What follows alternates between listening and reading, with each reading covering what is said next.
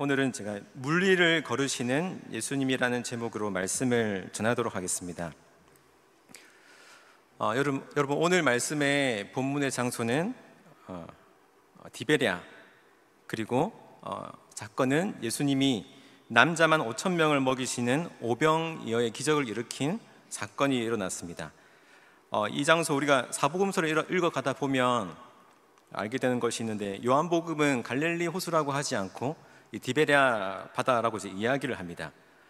디베랴라고 하는 이 도시 쪽에서 갈릴리 호수를 바라보면 이제 디베랴 바다라고 이제 이야기를 하는데, 이 디베랴라고 하는 이 도시는 그 기억의 통치자, 우리가 잘 알고 있듯이 분봉왕 헤롯이죠. 이 헤롯이 로마의 황제 티베리우스에게 잘 보이려고 세운 도시가 바로 디베랴라고 하는 도시입니다. 그리고 이 호수의 북쪽에서 바라보면 우리가 잘 알고 있는 악기, 수금처럼 생긴 악기의 모습으로 갈릴리 호수가 보여지게 되는데, 수금이라는 단어가 우리가 잘 알고 있는 긴네렛이죠. 그 북쪽에 있는 사람들은 갈릴리 호수를 보면서 긴네렛이라고 불렀고, 서쪽에 있는 도시에 디베랴 도시에서 살던 사람들은 디베랴 바다라고 이제 불렀습니다. 그 지역 자체가 이제 갈릴리라고 이제 이야기를 하는 거고요. 너무 커서 바다라고 이제 불렀는데, 오병이어의 기적은 디베랴 쪽에서 일어난 사건입니다. 그런데 이 오병이어가 사복음서에 다 있거든요. 근데 이 구체적인 장소를 말하고 이 장소가 디베랴라고 밝히던 본문은 이 요한복음밖에 없습니다. 요한복음이 직접적으로 디베랴 도시 옆이다라고 이제 이야기를 하고 있고, 이 디베랴 바다라고 끊임없이 성경 속에서 이야기를 하고 있죠. 그러니까 요한은 우리에게 뭔가 이야기를 하고 싶은 거예요. 어떤 의도냐면, 지금 예수님께서 이 땅 가운데 오셨고 하나님의 나라가 펼쳐지려고 하고 있습니다. 그러니까 예수님을 통한 하나님의 나라가 펼쳐지고 있죠. 물론 예수님이 오시면서 시작되고 죽으시고 부활하신 후에 온전히 폭발적으로 이제 뻗어나가지만, 지금 이 하나님의 나라는 예수님의 희생으로 세워진 하나님의 나라가 될 것이에요. 그러니까 예수님의 희생으로 세워진, 희생이 바탕된 나라가 하나님의 나라고, 그 반대 정복하고 남의 것을 빼앗고 약탈하고 탈취함으로 생겨진 나라가 지금 이 땅을 차지하고 있는 로마라고 하는 제국이죠. 그러니까 요한은 계속 의도적으로 이것을 대비시키고 있습니다. 하나님의 나라와 인간들의 욕심이 일구어진 인간의 나라, 로마의 제국이 대비되고 있는 거죠. 타인을 희생시키면서 세워나가는 이 나라, 제국들, 당시 제국이 이제 로마이지 않습니까? 로마를 밀어내고 세워지려고 하는 것이 하나님의 나라이거든요. 그래서 요한복음은 의도적으로 로마 황제의 이름을 딴 이 디베랴 호수라고 하는 말을 계속적으로 반복시키면서 그런 의미로 하나님의 나라를 이야기한다라고 하는 것을 이제 미리 말씀드립니다.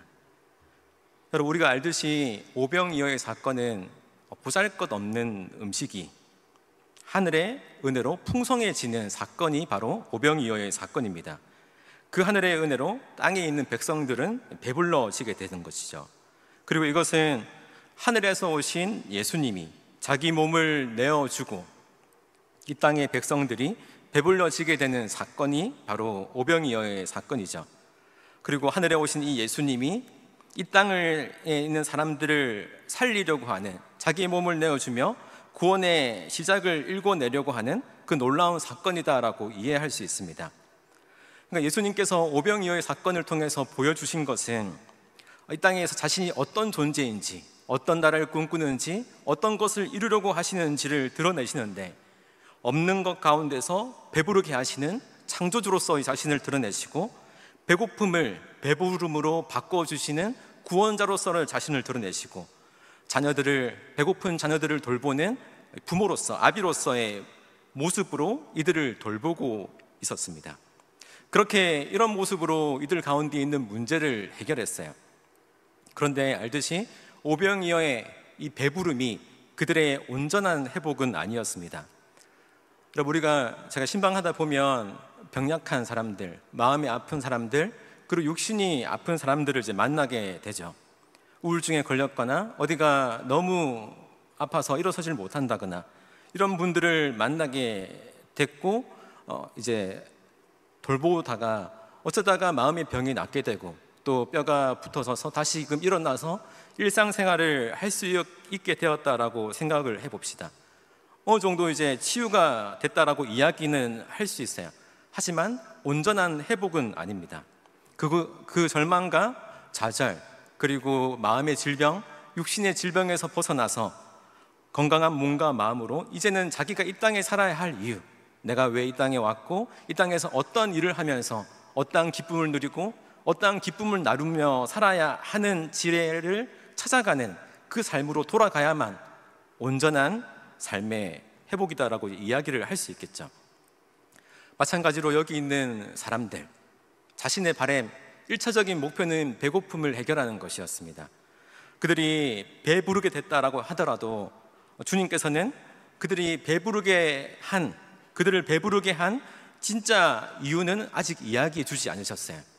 배부름으로 끝나는 것이 아니라 이제 예수님께서 진짜 이야기하고 싶은 그 이야기의 출발점, 그리고 출입문의 사건이다라고 우리가 이야기할 수 있겠습니다. 그러니까 그리고 우리들은 배부르니까 됐어, 등 따시고 배부르면 다 됐지라고 하는 것 이상의 생각이 필요한 것이죠. 거기서부터 이제 시작인 것입니다. 여러분, 이들은 배불러서 만족한다라고 하는 그 이상으로 나아가야만 되는 것이죠. 그것을 위해서 반드시 생각해야 되는 것이 있습니다. 왜 우리 가운데 이런 기적이 일어났지? 왜 우리가 배부르게 됐고, 왜 보잘것없는 음식이 하늘의 기도를 통해서 우리 모두가 배부르게 됐고 12강주리가 남는 사건이 일어난 것이지? 라는 생각을 했어야만 했어요. 하지만 그렇게 너무나도 다행스럽게 이들은 그런 생각을 했고 또 판단했어요. 그래서 이렇게 이야기를 하는 거죠. 14절의 말씀입니다. 그 사람들이 예수께서 행하신 이 표적을 보고 말하되 이는 참으로 세상에 오실 그 선지자라 하더라. 여러분, 일단 그들의 판단은 예수는 선지자다였습니다. 예수는 선지자다.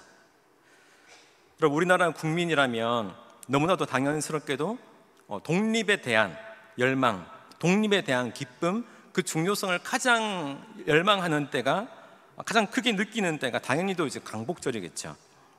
그런데 지금 이들의 시간은 언제냐면 유월절이라고 하는 시간을 보내고 있습니다. 그러니까 모세가 애굽의 압제로부터 그들을 구원해냈었죠. 근데 그 사건이 이제 유월절인데, 그리고 로마인들의 지배에서 독립의 열망이 가장 강력했던 시기가 바로 또 이 시기입니다. 그러니까 유월절이 그들의 독립절이거든요. 그러니까 이 로마의 식민지라고 하는 것을 강조하고 있는 이 디베라 바닷가에서 남자만 5,000명, 거의 이제 요즘 추산으로 따지면 2만 명에 가까운 군중들이 모이는데, 말이 약 2만 명이지 당시 기록으로 예루살렘에 살던 인구가 2만 5천 명입니다.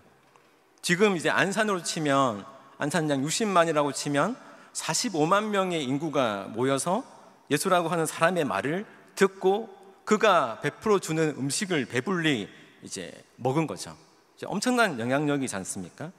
때는 유월절, 독립의 열망이 가장 북돋아오르는 이 시간에 하늘의 만나를 내려준 그 선지자 모세처럼 이제는 그의 재림을 연상시키는, 이제야 우리의 나라를 독립시킬 수 있는, 이제야 우리의 압제를 이제 피해서 새로운 나라를 꿈꿀 수 있는 이 선지자가 등장했다라고 하는 그 기대감에, 그 열망을 일으키는 놀라운 사건이 바로 이 사건인 거죠. 막 사람들이 막 들썩들썩했어요. 이 유월절 독립의 이 열망이 그들 가운데 충만하게 퍼져온 거죠. 그래서 백성들은 이 오병이어의 사건으로 예수님이 어떤 분이신가, 우리에게 어떤 분이신가라고 생각하기 시작했습니다. 이분은 누구시지? 여러분, 누군가는 모세가 예언했던 다음 선지자, 그 선지자라고 생각했어요. 혹은 로마 제국으로부터 독립을 원하던 이들에게는 제2의 마카비를 기대했고, 오병이어의 현장, 2만 명의 먹을 것을 해결하는 것에 꽂힌 사람들은 이 나라를 살릴 경제 대통령으로 생각했습니다. 결국 자기들이 기대하는 수준으로, 자기들이 원하는 수준으로, 자기들이 바라는 그 수준으로 메시아를 판단했어요. 하지만 여러분, 잊지 말아야 할 게, 항상 우리는 그 이상이어야만 됩니다. 항상 예수님은 우리가 기대하는 것 이상이어야만 하고, 늘 예수님은 우리의 기대, 우리의 판단, 우리의 모든 것 그 이상이어야만 하는 거죠. 여러분, 예수님은 여기 우리가 가져온 그 기도 제목이 이룬 붓, 그 이상이어야만 한다라고 하는 것입니다. 우리가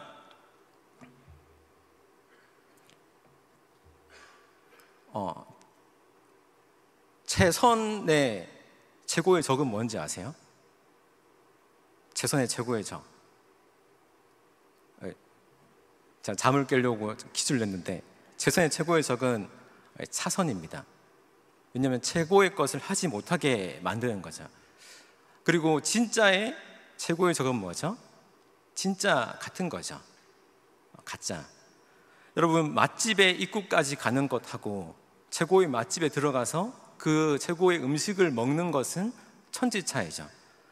여러분, 제가 지난주 로비에서 중부기도학교 이제 신청을 받고 이제 모집하고 있는데, 어느 분이 통일교 사람들이 왔다고 하는 거예요. 알고 보니까 통일교가 아니고 통일선교위원회였습니다. 그러니까 제대로 알지 못하면 우리가 완전히 다른 길로 갈 수도 있는 거죠. 그리고 우리가 제대로 알지 못한 채 누군가를 판단할 수가 있어요. 그를 통해서, 그가 하는 말, 그의 마음을 통해서 그를 알기보다 그의 말과 그의 행동을 판단하는 내 판단력으로 그를 판단할 때가 있는 거죠. 다시 말하면 백성들은 예수님이 자기가 생각하는 그 선지자, 내가 바랬던 그 선지자, 내 꿈을 이루어줄 그 선지자, 내 기도를 이루어줄 그 선지자라고 판단했어요. 하지만 그 선지자가 정말로 어떤 선지자인지 정확하게 알기 위해서는 그 선지자가 직접 하는 말을 들어야 했고, 직접 그에게 물어봐야만 했었습니다. 따라서 우리가 예수님이 단지 내가 생각하는 그 선지자에게서 끝나기만 한다면 우리는 너무나도 큰 오해를 할 수가 있는 거예요. 그런 의미에서 우리는 기대하죠. 이 자리에 기대해요. 그 기대를 가지고 이 자리에 나와왔어요. 하지만 내가 기대하는 그 기대, 내가 판단하는 그 판단보다 훨씬 더 큰 기대로, 내가 판단되는 만큼의 그 기대만큼을 가지고 이곳에 오지는 않아야 하는 겁니다. 내가 기대하는 것 그 이상의 것을 기대해야만 진짜 희망적일 수 있는 거죠. 자, 유치한 이야기 잘 하는데 한번 해볼게요. 세상에서 제일 화려하고 멋진 크루즈선, 그 크루즈선을 타고 싶어하는 노부부가 있었습니다. 이 부부가 하와이다 지중해다 돌고 도는 그 크루즈선을 타기 위해서 정말로 기대를 많이 했는데, 하나님의 은혜로 어떻게 하다 보니까 표가 생겼어요. 두 표가, 그 부부가 크루즈선을 타고 이제 돌게 된 거죠. 막 기쁨에 차서 막 여러 가지 보면서 즐거워하고 수영도 하고 놀기도 했는데, 어느 순간 이 기쁨이 절망으로 변했습니다. 왜냐하면 그곳에 있는 음식들이 너무나도 비싼 거예요. 음식점들이 너무나도 많고 음식들은 너무나도 보기 좋게 아름다웠지만, 그 음식을 먹으려고 하다 보니까 너무 가격이 비싸서 먹지를 못했어요. 그래서 시간이 지나면 지날수록 이 비싼 크루즈선에 음식을 먹을 수 없다는 것이 너무나 절망스러웠고, 도리어 내가 사 먹을 수 있는 것이 아무것도 없다라고 하는 것을 느끼는 순간 여행이고 뭐고 지긋지긋해졌어요. 남들과의 비교하는 마음이 아주 절망적이었고, 그냥 이 배를 내리고 싶어요. 삼시세끼 최고급 음식만 먹는 이 사람들 앞에 열등감이 막 솟아오르는 거죠. 그런데 여행이 다 끝났는데 알게 된 것이 있습니다. 이제 유치해질 차례인데, 여행이 끝난 다음에 알게 됐어요. 그 부부가 가졌던 그 티켓에 조그맣게 적혀져 있던 거예요. 이 배에 있는 모든 음식을 다 먹을 수 있습니다. 예. 여러분, 문제는 이게 유치하다는 게 아니에요. 문제는 뭐냐면 우리들의 마음속에 배만 타면 좋겠다 하는 생각이 전부가 되면 그 이상의 것을 기대하지 못하게 됩니다. 우리의 자녀가 결혼만 했으면 좋겠다, 내가 좋은 남편만 만났으면 좋겠다, 우리 아들이, 우리 자녀가 좋은 대학에 갔으면 좋겠다라고 하는 생각이 전부라면, 내가 좋은 대학에 갔으면 좋겠다라고 하는 그 생각이 전부라면, 그 희망은 가장 나쁜 희망이 돼요. 그러니까 이 배만 타면 좋겠다라고 하는 것이 전부가 되었기 때문에 그 이상은 생각하지 못하게 된 거죠. 마찬가지로 우리는 내가 생각하는 예수님이 전부면 안 되는 거예요. 예수께서 끊임없이 말씀해 주시고 끊임없이 가르쳐 주시고 끊임없이 인도해 주시는 그 예수님으로 항상 열려 있어야만 그 이상을 보게 되는 거죠. 예수님에 대한 기대가 나의 판단으로 닫혀 있으면 안 됩니다. 여러분, 백성들은 예수님이 자기가 기대하는 그 선지자일 거라고 생각했기 때문에 이제부터 예수님은 단지 내가 기대하는 그 선지자야만 내가 선지자로 인정하는 거예요. 내 기대에서 벗어난 예수님은 필요 없습니다. 언제든지 바꿀 수 있는 것이고 버릴 수 있는 것이고, 실제로 이들은 버렸죠. 내 기대와 다른 메시아였기 때문에. 그래서 이제 15절에 보면 15절입니다. 그러므로 예수께서 그들이 와서 자기를 억지로 붙들어 임금으로 삼으려는 줄 아시고 다시 혼자 산으로 떠나가시니라. 여러분, 백성들의 이 오해 때문에, 이 이상한 기대 때문에 예수님과 결별하게 되었어요. 무서운 거죠. 지금 이제 안산에 45만 명이 이제 모였는데, 예를 들어서 한 건데, 안산 시장님을 이제 끌어내리고 예수님을 새로운 시장으로 삼으려고 하는 이 움직임이, 이 욕망들이 그들에게 너무 쉬워 보였던 거죠. 예수님은 이들에게 이러한 힘을 느꼈고, 그래서 이들이 원하는 자리가 아니라 예수님께서 가야 할 자리로 떠나가시게 됩니다. 다시 말하면 이 오병이어의 기적에 대한 섣부른 판단으로 예수님이 누구신지를 잃어버렸고, 예수님이 왜 오셨는지를 묻지 못했고, 왜 이런 기적을 보여주셨는지 스스로 차단한 채 예수님과 결별하게 되는 거죠.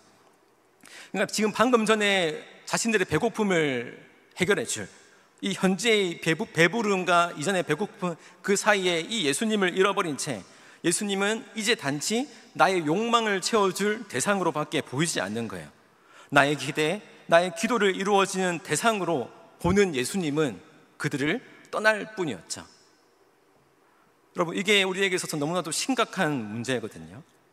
나의 기대, 나의 기도를 이루어 주실 예수님이라면 예수님은 떠난다라고 하는 거예요.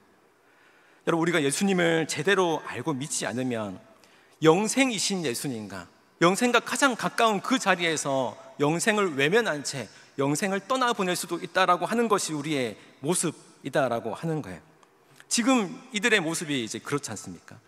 그래서 예수님은 이들의 섣부른 판단, 이들의 기도를 바람을 이루어지는 그 섣부른 판단을 없애기 위해서, 또 이 판단만으로 자신을 보지 않게 하기 위해서 기적을 맛본 자들을 집으로 돌려보내시죠. 그리고 동시에 제자들은 이들과 같아지지 않도록 어디로 보내죠? 이제 바다로 보내게 됩니다. 그리고 예수님 혼자 산으로 올라가시는 거예요. 이제 저녁이 되었고 바다는 완전히 어두워졌어요. 제자들은 예수님의 지시대로 예수님 없이 가버나움으로 이제 건너가는 중인데 큰 바람이 불어서 그들을 힘들게 만들었습니다. 이게 16절에서 18절의 내용인데요. 제가 한번 읽어보겠습니다. 16절. 저물매 제자들이 바다에 내려가서 배를 타고 바다를 건너 가버나움으로 가는데 이미 어두웠고 예수는 아직 그들에게 오시지 아니하였더니 큰 바람이 불어 파도가 일어나더라. 여러분, 우리가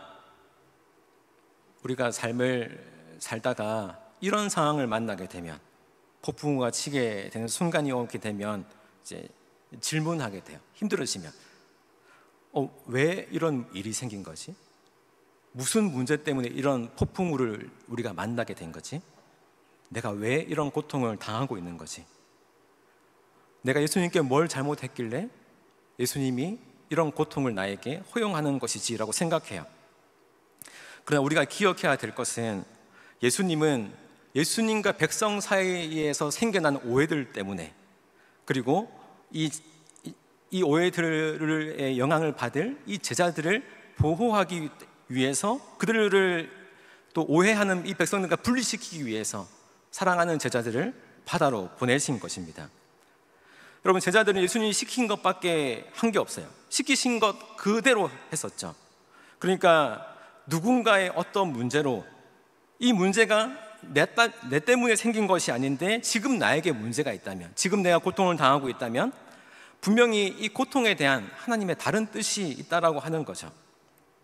정리하면 이런 건데, 예수님의 말씀을 따라갔음에도 우리가 고통당한다고 하는 것이 아니라, 우리에게 문제가 생긴다라고 하는 것이 아니라, 예수님의 말씀을 따라갔기 때문에 문제가 생기는 거예요. 고통이 생기는 거예요.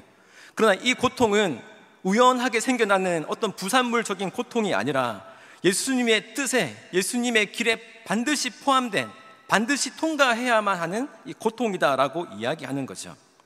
여러분, 예수님의 말씀에는 나중에 주실 그 영광을 위해 지금 이 고통을 포함하는 여정이 들어가 있을 수가 있습니다. 부활의 영광에 필수적으로 들어오는 것이 바로 십자가의 고통이죠.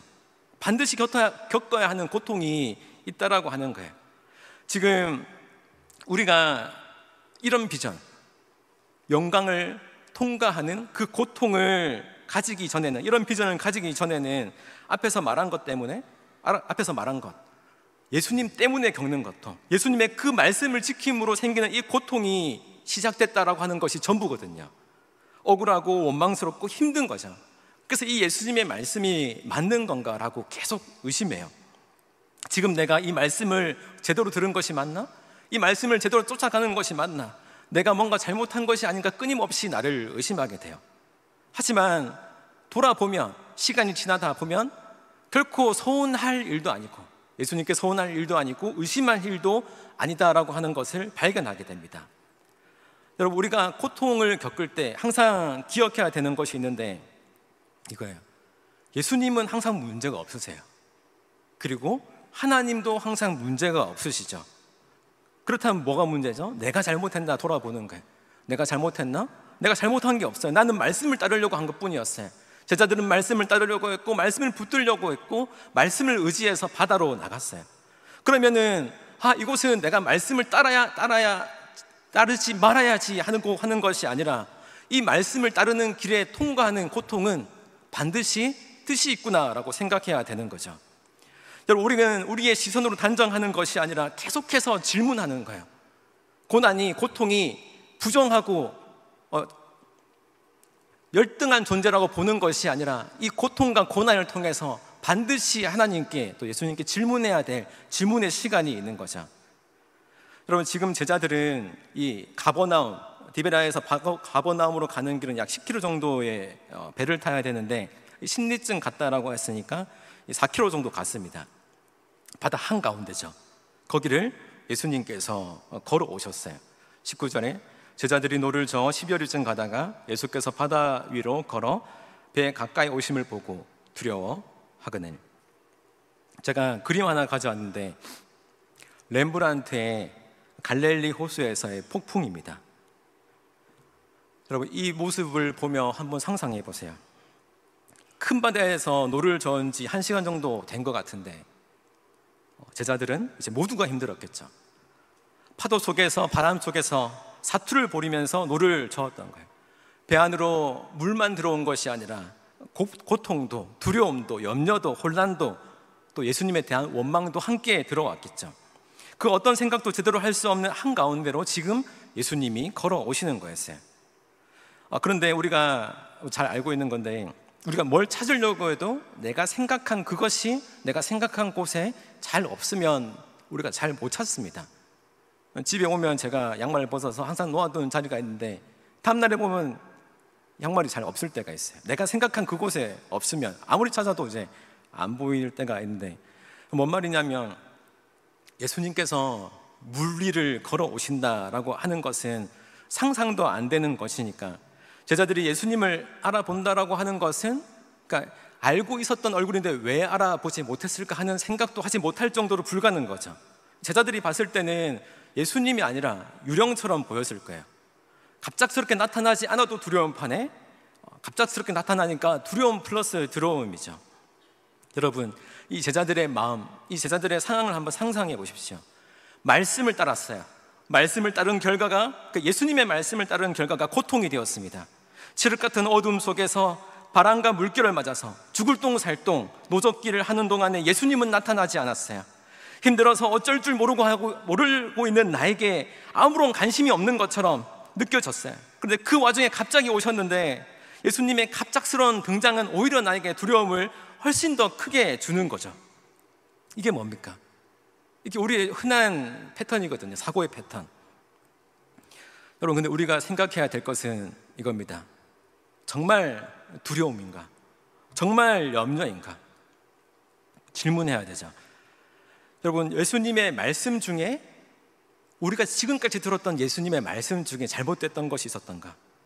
예수님이 우리에게 주셨던 그 많은 말씀들의 최종 목적지가 두려움이었던 적이 있었던가? 두려움과 혼돈이었던 적이 있었던가? 돌아보면 주께서 우리에게 주시는 말씀은 두려움과 혼돈인 적이 한 번도 없었어요. 다 사랑의 이야기였어요. 이 고통과 두려움은 다 지나갔던 거였죠. 그리고 내가 이해하지 못하는 그 방식이 나를 가장 온전한 길로, 가장 안전한 길로 이끄셨구나라고 하는 것을 우리가 나중에 알게 되는 것을 숱하게 경험했습니다. 그러니까 지금 제자들처럼 우리가 두려움 상황에 빠지는 것이 아니라 폭풍 가운데 있을 때, 예수께서 나타나셨을 때 우리는 생각해야 되죠. 이 두려움을 더한 이 상황에서 우리는 더욱더 예수님을 신뢰해야만 하는 것이 아닌가. 그때 예수님께서 말씀하십니다. 20절에 이르시되 내니 두려워하지 말라 하신대. 여러분, 이 말은 유령처럼 물리를 걸어오시는 예수님이 두려워하지 말라라고 하는 말은 좀 어색하죠. 어떻게 두려워하지 않을 수 있겠어요? 그런데 앞에서 말한 대로 이 방법이 그들을 향한, 제자들을 향한 최선의 방법이었다고 하는 것을 우리가 믿어야죠. 여러분, 예수님이 왜 두려워하지 말라라고 하셨냐면 당연히 두려워할 것을 알고 있으니까 두려워하지 말라라고 하셨겠죠. 그럼 애초부터 우리가 이야기할 수 있듯이 두려워하지 않을 상황을 이미 허락하면 되지 않겠습니까? 라고 생각해요. 그런데 두려워하지 않을 상황을 통해서, 두려워 안 해도 되는 상황을 통해서는 절대로 이룰 수 없는 무언가가 있다라고 하는 거예요. 여러분, 어떻게 예수님이 두려워하지 않은 상황을 만들어서 우리에게 오시고, 어떻게 예수님이 두려워하지 않은 상황을 통해서 우리에게 뭔가를 가르쳐 두시겠습니까? 여러분, 우리는 두려움과 불안 자체를 너무나도 싫어해요. 그것이 우리의 인생 가운데 없었으면 좋겠어요. 그래서 왜 나에게 이런 고통이, 왜 나에게 이런 염려가, 왜 이런 나에게 두려움이 있게 하느냐고 괴로워합니다. 하지만 생각해보면 우리들의 삶에서 하나님과 가장 가까웠던 사귐, 가장 깊었던 시간, 그리고 그것으로 인해서 얻게 된 가장 놀라웠던 사랑과 그 깨달음은 여김없이 그 두려움의 시간을 통과했던 그때였습니다. 저는 제 인생에 가장 행복하고 가장 의미 있고 감사하고 기쁜 날을 보내고 있어요. 그렇게 이야기해 줄 수 있는 존재가 있거든요. 지금 사무실에 있네. 근데 그 기쁨을 누리기 전에 저는 제 인생 가운데서 다시는 경험하고 싶지 않은 극심한 고통 가운데 그 고통의 시간을 통과하고 나서야 만날 수 있었습니다.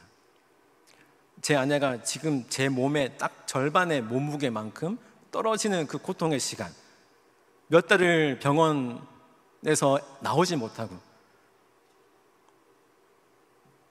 출퇴근을 병원에서 했었어요. 그 시간을 절대로 다시 겪고 싶지는 않습니다. 하지만 그 시간을 통해서만 비로소 만날 수 있었던 기쁨이 있죠. 우리는 다 그런 기쁨을 누리고 있는 존재다라고 생각이 됩니다. 우리 각자의 가장 의미 있는 시간들, 가장 중요했던 시간들은 여김없이 그 고통을 통과하는 시간들이었어요. 물론 그 고통을 다시 경험하고 싶지는 절대로 않지만 그 시간이 준 그 위대한 축복들이 다른 어떤 종류의 달콤함, 위로와는 비교할 수 없이 위대하다라고 하는 것은 절대로 부인할 수 없을 것입니다. 따라서 예수님께서 지금 제자들에게, 그들에게 고통을 허용하시고 그들에게 힘을 빼는 시간을 통해서 그들을 일깨울 수만 있다면, 그들을 성장시킬 수만 있다면, 무엇보다도 그들을 헛된 꿈과 헛된 이상에 잠식되어 있는 백성들로부터 분리시켜야만 했었어요. 그들에게 고통을 허용하지 않으려면 제자들을 그 자리에 뒀으면 됐겠죠. 그러면 그 자리에서 뭘 느꼈습니까? 오병이어의 기적으로 배불러진 백성들에게 이들과 함께 있으면서 느꼈겠죠. 거기에 뭐가 있습니까? 칭찬밖에 없어요. 예수 그리스도에 대한 칭찬. 우리를 배부르게 한 사람, 이 땅에 자유를 줄 사람, 저 로마 제국으로부터 벗어나서 새로운 나라를 건국하게 해줄 그가 여기 있다라고 이야기하면서 같이 내 앞에 있는 그 영원한 생명을 누리지 못한 채 자신의 헛된 꿈으로 예수님을 보게 되는 것으로 끝났겠죠. 헛바람입니다. 이런 헛바람으로는 어떠한 소망도 어떠한 것으로도 예수님을 제대로 볼 수가 없어요. 따라서 예수님은 산으로 가시고 백성들은 집으로 가고 제자들은 배를 타고 건너편으로 보내지는 것이 유일한 선택이었던 거죠. 하지만 진실로 예수님은 사랑하는 제자들을 위해서라면 바로 지금 그 고통 속에서 죽을똥살똥하고 있는 이 고통 속에서 눈물 흘리고 있는 고군분투하고 있는 그 제자들 그 사이로 들어가셨어야만 했습니다. 그것을 위해서 이제 고통 속에 노젓고 있는 그들에게 향해서 가시는데 그들의 예수님의 유일한 선택은 물 위를 걷는 거였어요. 제자들을 보호하기 위해서 바다를 내모셨고 그 바다 위에서 다시금 제자들을 보호하기 위해서 물 위로 걸어가시는 거죠. 여러분, 제가 한번 생각해 봤습니다. 예수님은 산에 있었어요. 그 제자들은 바다 폭풍우 가운데 있죠. 예수님이 제자들에게 가는 방식은 두 가지였을 겁니다. 오늘 말씀처럼 물 위를 걸어오시든지 두 번째로 이제 뿅 하고 텔레포트로 이제 나타나는 건데, 순간이동해 가서 배 위로 나타나는 건데, 두 번째 방법은 좀 위험해요. 왜냐하면 아무리 알고 있는 사람이라고 해도 갑자기 내 앞에 나타나면 우리가 심장마비가 걸릴 수 있거든요. 우리 옆에 있는 분들 자다가 오늘 밤에 자다가 갑자기 눈 떴는데 옆에 있다라, 가족이 아닌데 옆에 있어요. 그럼 이제 심장마비 걸릴 수도 있어요. 제 상상입니다. 그런데 사실 예수님께서 물 위를 걸어오신 진짜 이유가 있습니다. 그러니까 오늘 본문의 배경이 유월절이죠. 유월절의 주인공은 선지자 이제 모세입니다. 그것과 비교해서 모세와 비교하자면 예수님은 그들을 인도해 냈던 모세보다 훨씬 더 뛰어난 선지자이시죠. 오병이어로 수만 명을 먹이신, 만나를 통해서 이들을 먹이신 것보다 훨씬 더 뛰어난 새로운 창조주이시죠. 참 유월절의 주인공이 바로 예수님이십니다. 이 예수님은 이제 이스라엘이 홍해를 건너간 것처럼, 이제 모세를 통해서 홍해를 건너간 것처럼 제자들과 함께 바다를 건너시는데 누구로서 건너시죠? 모세로서 홍해물을 가르고 건너는 것이 아니라 이제는 예수님께서는 바다의 지배자로서 물 위를 걸어 제자들과 함께 건너가시는 거죠. 그러니까 예수님은 이스라엘이 홍해를 건넌 것처럼 바다를 건너는데, 이 이스라엘 전통에서 우리가 잘 알고 있듯이 모세, 여호수아, 엘리야, 엘리사 전부 다 물을 가르고 건넜습니다. 물을 전부 다 갈랐어요. 그런데 물 위를 걸으시는 분은 오직 하나님밖에 없어요. 모든 이스라엘 전통 가운데 말씀, 그 욥기 9장 8절에 이런 말씀이 있습니다. 욥이 이렇게 고백하죠. 우리 같이 한번 읽어볼까요? 시작.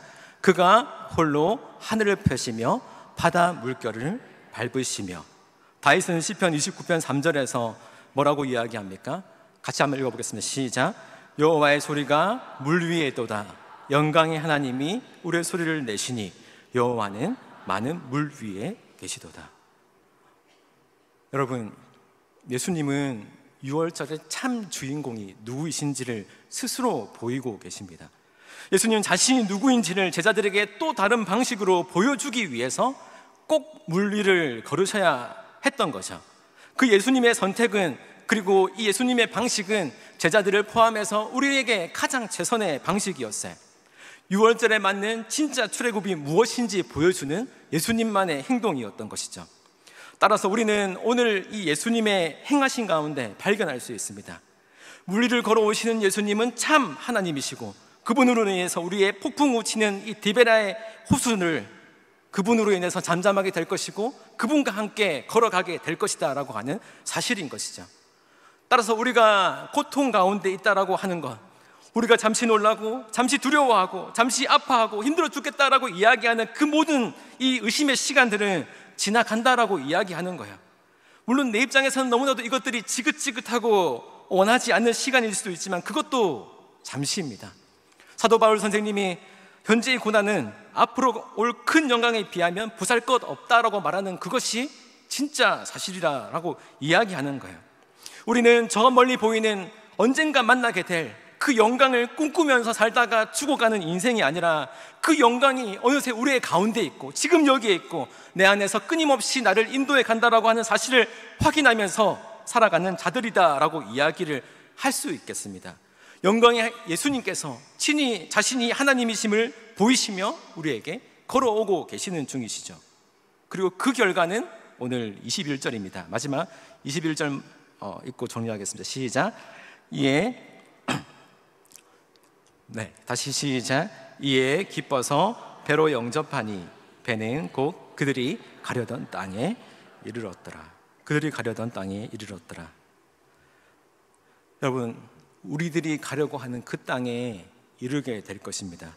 우리는 결국 이 고통, 이 흑암의 고통 속에서 힘들어하는 우리를 찾아오시는 예수님을 만나게 될 겁니다. 그리고 그 예수님을 모시고 그 예수님과 함께 본래 도착해야만 했던 그곳으로 걸어가게 될 것이에요. 그리고 그 바다 강 가운데서 사투를 벌였던 큰 파도, 큰 바람, 그 칠흑 같은 어둠, 그에 따라서 함께 밀려 들어오는 불안, 염려, 의심, 그 모든 원망들은 사라진 채 어느새 기억으로만 남게 될 것이고, 우리는 예수님과 함께하는 그 기쁨과 영광으로 충만한 그 자리로 돌아가게 될 것입니다. 그 자리를 기대하며 그 자리를 소망하며 오늘도 친히 하나님으로 오시는, 친히 하나님을 선포하시는 그 예수님과 함께 걸어가는 우리 모든 성도분들이 되기를 예수님의 이름으로 축원합니다.